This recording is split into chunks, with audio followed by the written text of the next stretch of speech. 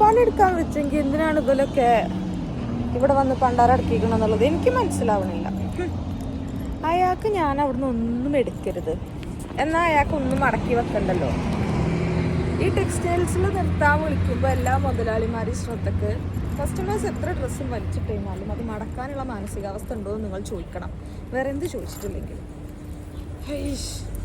സംഭവം കാണുമ്പോൾ ഒന്നുമില്ല നമുക്ക് തോന്നുമെങ്കിലും കുറച്ചൊക്കെ നല്ല ഡ്രസ്സൊക്കെ അവിടെ ഉണ്ട് സത്യത്തിൽ. പക്ഷെ അയാളെ ബിഹേവിയർ അത് കണ്ടു കഴിഞ്ഞാൽ നമുക്ക് ചിലയിടത്ത് നമുക്ക് ചെന്ന് കഴിഞ്ഞാൽ അവിടെ ഒന്നും ഇല്ലെങ്കിലും നമുക്ക് എന്തെങ്കിലും മേടിക്കാണ്ട് പോരാൻ തോന്നില്ല.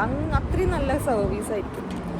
ഇയാളത് കണ്ടു കഴിഞ്ഞാൽ ഇഷ്ടപ്പെട്ടാലും അവിടെ നിന്ന് മേടിക്കാൻ തോന്നില്ല. അമ്മാതിരി അലമ്പ് പരിപാടി. ഞാനെന്തായാലും നോക്കുമ്പോൾ ഈ സൺഡേ എനിക്ക് ഓഫാണ്, കാക്കൂനും ഓഫായിരിക്കുമല്ലോ. അപ്പം ഞാനും കാക്കും വന്നിട്ട് മേടിക്കാമെന്ന് വിചാരിച്ചു.